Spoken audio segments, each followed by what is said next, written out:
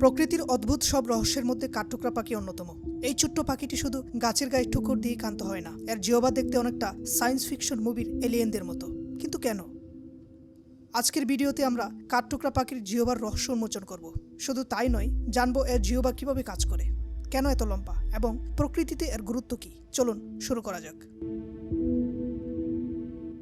কাঠঠোকরা পাখি হলো পিসাইডি পরিবারের অন্তর্গত এক ধরনের পাখি।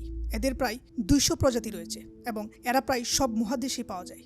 এদের সবচেয়ে বিখ্যাত বৈশিষ্ট্য হলো গাছের গায়ে ঠুকুর দেওয়ার ক্ষমতা। কিন্তু শুধু ঠুকুর দেওয়াই নয়, এদের জিহ্বা এক কথায় অসাধারণ। অস্ট্রেলিয়া, নিউজিল্যান্ড, মাদাগাস্কার আর 2 মেরু ছাড়া পৃথিবীর প্রায় সব অঞ্চলেই কাঠঠোকরা দেখা যায়। বেশিরভাগ কাঠঠোকরার প্রজাতি বন বা বৃক্ষপূর্ণ অঞ্চলে বসবাস করে। কয়েক প্রজাতির কাঠঠোকরার আবাস মরুভূমি এবং পাথুরে অঞ্চলে। কাঠঠোকরা পাখি গাছের ছালের নিচে লুকিয়ে থাকা পোকামাকড়, লার্ভা এবং অন্যান্য খাদ্য সংগ্রহ করার জন্য গাছে ঠুকর দেয়। সেই পোকামাকড় ধরার জন্য দরকার বিশেষ এক ধরনের জিহ্বা, আর সেটাই হলো আজকের ভিডিওর মূল বিষয়। কাঠঠোকরা পাখির জিহ্বা শুধু লম্বাই নয়, এটি অত্যন্ত নমনীয় এবং শক্তিশালী। এর জিহ্বার দৈর্ঘ্য তার শরীরের তুলনায় প্রায় 3 গুণ বড় হতে পারে। কিন্তু এই লম্বা জিহ্বার পেছনের কারণ কি? আসুন প্রথমে জিহ্বার গঠন সম্পর্কে জানি।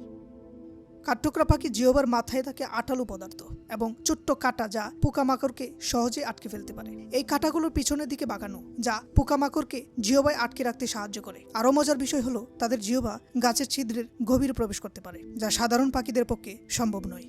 কাঠঠোকরা পাখির জিহ্বা তার মাথার খুলির ভিতরে একটি বিশেষ হাড়ের চারপাশে পেঁচানো থাকে। এই হাড়কে বলা হয় হাইওয়েড বোন। যখন জিহ্বা বের করা হয় না, তখন এটি মাথার পিছনে কুণ্ডলি পাকিয়ে থাকে, ঠিক একটি স্প্রিং এর মতো। এই অভিনব ব্যবস্থা তাদের জিহ্বাকে দ্রুত এবং সহজে প্রসারিত করতে সাহায্য করে। কাঠঠোকরা পাখির জিহ্বা শুধু লম্বাই নয়, এটি অত্যন্ত দক্ষতার সাথে কাজ করে।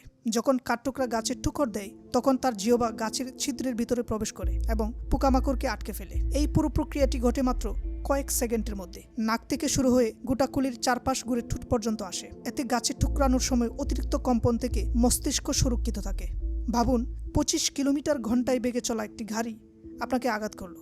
কাঠঠোকরা একই বেগে প্রতি সেকেন্ডে অন্তত 20 বার গাছে ঠুকর দেয়। এতে মস্তিষ্ক কেঁপে ওঠা স্বাভাবিক, যা রোধ করে জিহ্বার এই অভিনব গঠন। প্রকৃতিতে প্রতিটি প্রাণী তার পরিবেশের সাথে খাপ খাইয়ে নেয়। কাঠঠোকরা পাখির জিহ্বাও তার পরিবেশের সাথে অভিযোজনের একটি চমৎকার উদাহরণ। এই লম্বা জিহ্বা ছাড়া কাঠঠোকরা পাখি তার খাদ্য সংগ্রহ করতে পারত না এবং তার অস্তিত্বই হুমকির মুখে পড়ত। কাঠঠোকরা পাখির জিহ্বা শুধু প্রকৃতির একটি আশ্চর্য বিষয় নয়, এটি বিজ্ঞানীদের জন্য গবেষণার একটি গুরুত্বপূর্ণ বিষয়। বিজ্ঞানীরা কাঠঠোকরা পাখির জিহ্বা এবং হাইওয়েড বোনের গঠন নিয়ে গবেষণা করে নতুন এক ধরনের রোবোটিক ডিভাইস তৈরি করার চেষ্টা করছেন। উদাহরণস্বরূপ বলা যায়, কাঠঠোকরা পাখির জিহ্বার মতোই নমনীয় এবং দ্রুত প্রসারিত হতে পারে এমন রোবোটিক্স আর্ম তৈরি করা হচ্ছে, যা শিল্পক্ষেত্রে ব্যবহার করা যেতে পারে। এছাড়াও কাঠঠোকরা পাখির জিহ্বার আঠালো পদার্থের অনুকরণে নতুন ধরনের আঠালো পদার্থ তৈরি করা হচ্ছে, যা মেডিকেল সায়েন্সে ব্যবহার করা যেতে পারে। প্রকৃতি আমাদের জন্য কত কিছুই না শিখিয়ে দেয়। কাঠঠোকরার জিহ্বার এই বিশেষ গঠন শুধু পাখিটির খাদ্য সংগ্রহে সাহায্য করে না, এটি আমাদের প্রকৃতির জটিলতা ও বিস্ময়কেও প্রকাশ করে।